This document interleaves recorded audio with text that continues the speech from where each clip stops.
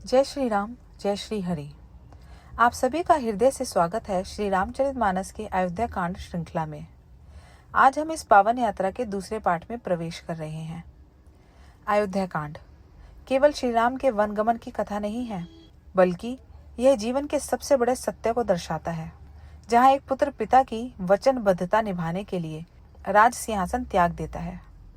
एक पत्नी प्रेमवश से साथ चल पड़ती है और उनका एक भ्राता समर्पण की सबसे ऊंची मिसाल कायम करता है। अयोध्याकांड न सिर्फ रामायण का एक प्रमुख अध्याय है, बल्कि यह धर्म, त्याग और मर्यादा की श्रेष्ठतम मिसाल भी है। यहाँ से प्रारंभ होती है उस राजा की यात्रा जो स्वयं भगवान होकर भी हर निर्णय को मानव धर्म से निभाते हैं। आज के पाठ में हम जानेंगे वो प्रसंग जो आगे चलकर वनवास, प्रेम, पीड़ा और आदर्शों का मार्ग प्रशस्त करता है। तो आइए श्रवण करें और अनुभव करें प्रभु श्री राम की उस लीला को जो युगों से हर भक्त के हृदय में बसे हैं। यह केवल कथा नहीं, यह प्रेरणा है, भाव है और भक्ति का प्रतीक है। तो हम आरंभ करते हैं रामचरितमानस का दूसरा पाठ, अयोध्या कांड। रामचरितमानस का पावन श्रवण प्रभु श्री राम के श्री चरणों में समर्पित। जय श्री राम। और कहते हैं, मैंने राजा होने की बात सुनकर वनवास दे दिया। यह सुनकर भी जिस राम के मन में हर्ष और विषाद नहीं हुआ, ऐसे पुत्र के बिछुड़ने पर भी मेरे प्राण नहीं गए, तब मेरे सामने बड़ा पापी कौन होगा। हे सखा, श्री राम, जानकी और लक्ष्मण जहाँ हैं, मुझे भी वहीं पहुँचा दो, नहीं तो मैं सत्य भाव से कहता हूँ कि मेरे प्राण अब चलना ही नहीं चाहते हैं। राजा बार बार मंत्री से पूछते हैं, मेरे प्रियतम पुत्रों का संदेशा सुनाओ। हे सखा, तुम तुरंत वही उपाय करो जिससे श्री राम, लक्ष्मण और सीता को मुझे आंखों दिखा दो। मंत्री धीरज धरकर कोमल वाणी से बोले, महाराज, आप पंडित और ज्ञानी हैं। हे देव, आप शूरवीर तथा उत्तम धैर्यवान पुरुषों में श्रेष्ठ हैं। आपने सदा साधुओं के समाज का सेवन किया है। जन्म मरण, सुख दुख के भोग, हानि लाभ, प्यारों का मिलना बिछुड़ना, ये सब हैं स्वामी। काल और कर्म के अधीन रात और दिन की तरह बरबस होते रहते हैं। मूर्ख लोग सुख में हर्षित होते और दुख में रोते हैं, पर धीर पुरुष अपने मन में दोनों का समान समझते हैं। हे सबके हितकारी रक्षक, आप विवेक विचार कर धीरज धरिए और शोक का परित्याग कीजिए। दोहा। प्रथम बासु तमसा भयो, दूसर सुरसरी तीर, नहाए रहे जलपानु करी, सिय समेत दो वीर। श्री राम जी का पहला निवास तमसा के तट पर हुआ, दूसरा गंगा तीर पर। सीता जी सहित दोनों भाई उस दिन स्नान करके जल पीकर ही रहे। केवट निषादराज ने बहुत सेवा की। वह रात सिंगरौर में ही बिताई। दूसरे दिन सवेरा होते ही बड़का दूध मंगवाया और उससे श्री राम लक्ष्मण ने अपने सिरों पर जटाओं के मुकुट बनाए। तब श्री रामचंद्र जी के सखा निषादराज ने नाव मंगवाई। पहले प्रिय सीता जी को उस पर चढ़ाकर फिर श्री रघुनाथ जी चढ़े। फिर लक्ष्मण जी ने धनुष बाण सजाकर रखे और प्रभु श्री रामचंद्र जी की आज्ञा पाकर स्वयं चढ़े।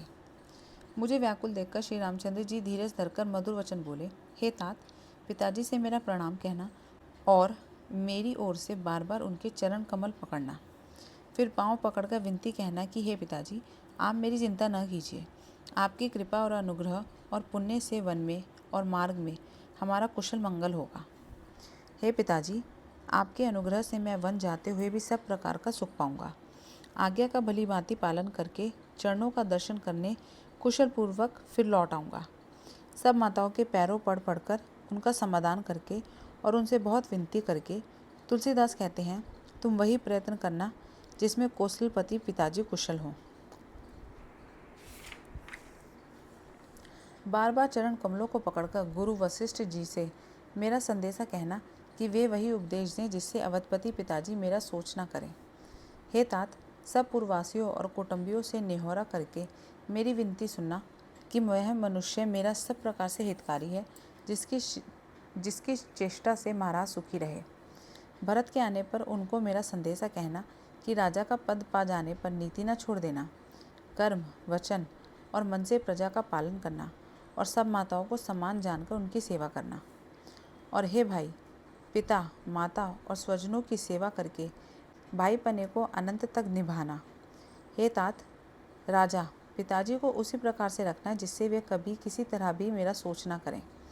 लक्ष्मण जी ने कुछ कठोर वचन कहे, किंतु श्री राम जी ने उन्हें बरज कर फिर मुझसे अनुरोध किया और बार बार अपनी सौगंध दिलाई और कहा, हे तात, लक्ष्मण का लड़कपन वह ना कहना। प्रणाम कर सीता जी भी कुछ कहने लगी थी, परंतु स्नेहवश वे शिथिल हो गई। उनकी वाणी रुक गई, नेत्रों में जल भर आया और शरीर रोमांच से व्याप्त हो गया। उसी समय श्री रामचंद्र जी का रुख पाकर केवट ने पार जाने के लिए नाव चला दी। इस प्रकार रघुवंश तिलक श्री रामचंद्र जी चल दिए और मैं छाती पर वज्र रखकर खड़ा खड़ा देखता रह गया। मैं अपने क्लेश को कैसे कहूँ, जो श्री राम जी का यह संदेशा लेकर जीता ही लौट आया हूँ। ऐसा कहकर मंत्री की वाणी रुक गई और वे हानि की ग्लानि और सोच के वश हो गए। सारथी सुमंत्र के वचन सुनते ही राजा पृथ्वी पर गिर पड़े। उनके हृदय में भयानक जलन होने लगी। वे तड़पने लगे। उनका मन भीषण मोह से व्याकुल हो गया, मानो मछली को मांझा व्याप हो गया हो। सब रानियां विलाप करके रो रही हैं। उस महान विपत्ति का कैसे वर्णन किया जाए। उस समय के विलाप को सुनकर दुख को भी दुख लगा और धीरज का भी धीरज भाग गया। राजा के रावले में रोने का शोर सुनकर अयोध्या भर में बड़ा भारी कोहराम मच गया। ऐसा जान पड़ता था मानो पक्षियों के विशाल वन में रात के समय कठोर वज्र गिरा हो। राजा के प्राण कंठ में आ गए, मानो मणि के बिना सांप व्याकुल हो गया हो।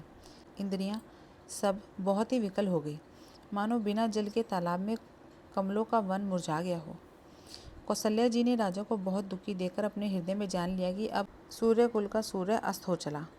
तब श्री रामचंद्र जी की माता कौशल्या हृदय में धीरज धरकर समय के अनुकूल वचन बोली, हे नाथ, आप मन में समझकर विचार कीजिए कि श्री रामचंद्र जी का वियोग अपार समुद्र है। अयोध्या जहाज है और आप उसके कर्णधार हैं। सब प्रियजन ही यात्रियों का समाज है जो इस जहाज पर चढ़ा हुआ है। आप धीरज धरिएगा तो सब पार पहुंच जाएंगे, नहीं तो सारा परिवार डूब जाएगा। हे प्रिय स्वामी, यदि मेरी विनती हृदय में धारण कीजिएगा तो श्री राम, लक्ष्मण, सीता फिर आ मिलेंगे। दोहा। प्रिया वचन मृदु सुनत, नरपु चितयु आँखी उघारी। तलफत मीन मलिन जनु, सिंचत शीतल बारी। प्रिय पत्नी कौशल्या के कोमल वचन सुनते हुए राजा ने आंखें खोलकर देखा, मानो तड़पती हुई दीन मछली पर कोई शीतल जल छिड़क रहा हो। धीरज धरकर राजा उठ बैठे और बोले, सुमंत्र, कहो, कृपालु श्री राम कहाँ हैं? लक्ष्मण कहाँ हैं? स्नेही राम कहाँ हैं? और मेरी प्यारी बहू जानकी कहाँ है? राजा व्याकुल होकर बहुत प्रकार से विलाप कर रहे हैं। वह रात युग के समान बड़ी हो गई, बीतती ही नहीं। राजा को अंधे तपस्वी श्रवण कुमार के पिता के शाप की याद आ गई। उन्होंने सब कथा कौशल्या को कह सुनाई। उस इतिहास का वर्णन करते करते राजा व्याकुल हो गए और कहने लगे कि श्री राम के बिना जीने की आशा को धिक्कार है। मैं उस शरीर को रखकर क्या करूँगा जिसने मेरा प्रेम का प्रण नहीं निभाया। हाँ, रघुकुल को आनंद देने वाले मेरे प्राण प्यारे राम, तुम्हारे बिना जीते हुए मुझे बहुत दिन बीत गए हों। हाँ जानकी, लक्ष्मण, हाँ रघुवर, हाँ पिता के चित्तरूपी चातक के हित करने वाले मेघ। राम राम कहकर, फिर राम कहकर, फिर राम राम कहकर और फिर राम कहकर राजा श्री राम के विरह में शरीर त्याग कर सुरलोक को सिधार गए। जीने और मरने का फल तो दशरथ जी ने ही पाया, जिनका निर्मल यश अनेकों ब्रह्मांडों में गया। जीते जी तो श्री रामचंद्र जी के चंद्रमा के समान मुख को देखा और श्री राम के विरह को निमित्ति बनाकर अपना मरण सुधार लिया। सब रानियां शोक के मारे व्याकुल होकर रो रही हैं।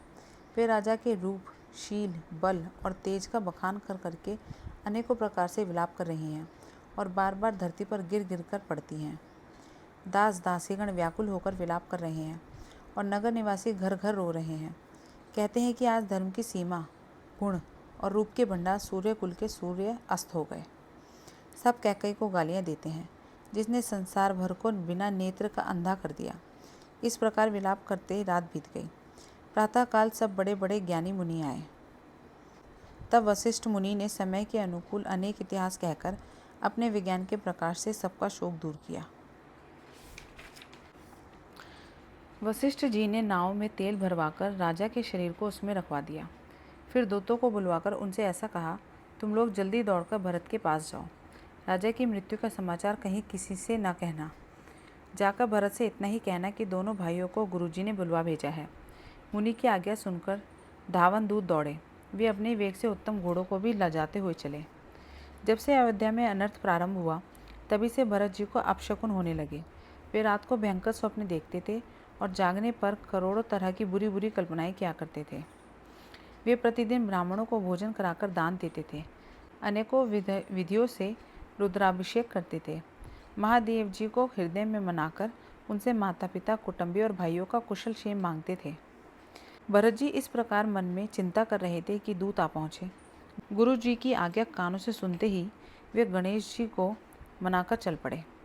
हवा के समान वेग वाले घोड़ों को हाँकते हुए वे विकट नदी, पहाड़ तथा जंगलों को लांघते हुए चले। उनके हृदय में बड़ा सोच था, कुछ सुहाता न था। मन में ऐसा सोचते कि उड़कर पहुंच जाऊं। एक एक निमेष वर्ष के समान बीत रहा था। इस प्रकार भरत जी नगर के निकट पहुंचे।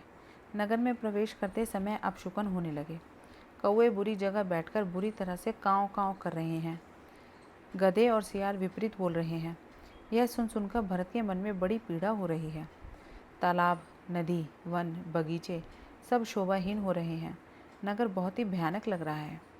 श्री राम जी के वियोग रूपी बुरे रोग से सताए हुए पक्षी, पशु, घोड़े, हाथी ऐसे दुखी हो रहे हैं कि देखे नहीं जाते।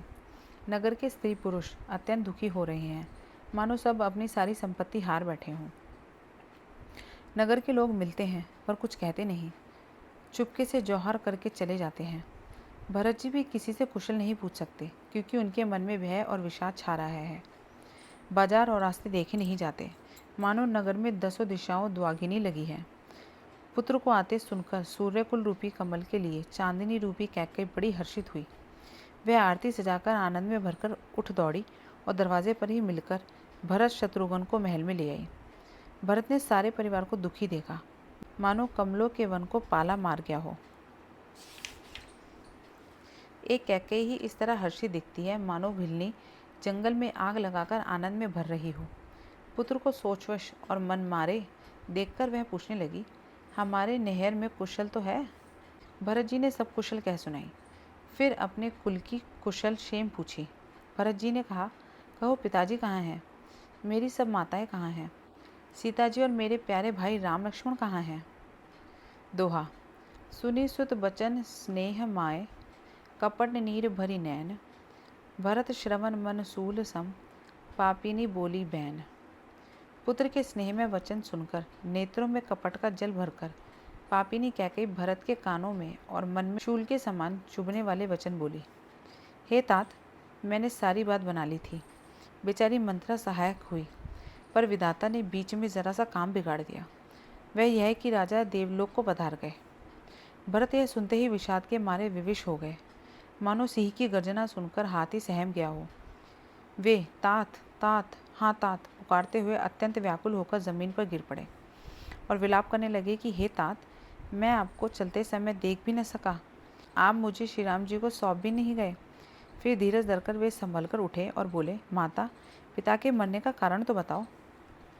पुत्र का वचन सुनकर कैकेयी कहने लगी, मानो मर्म स्थानों को पाँचकर उसमें जहर भर रही हो। कुटिल और कठोर कैकेयी ने अपनी सब करनी शुरू से प्रसन्न मन से सुना दी।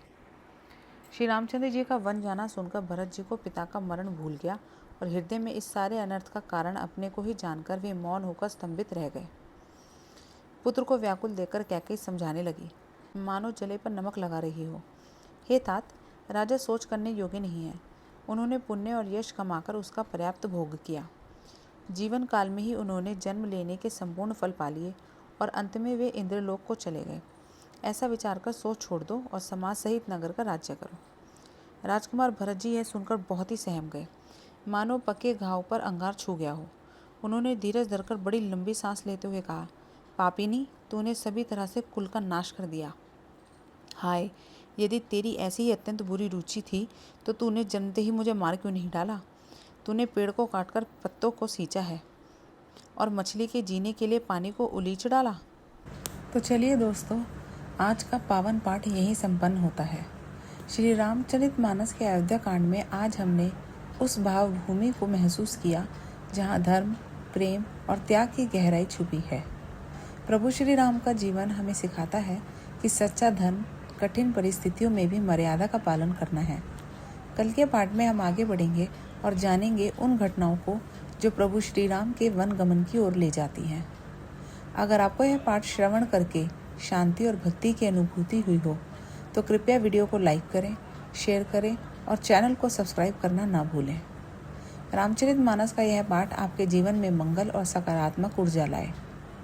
अंत में रामलला के चरणों में कोटि कोटि नमन। सीताराम का स्मरण करते रहें और जुड़े रहें इस भक्ति यात्रा में। जय श्री राम, जय श्री हरि।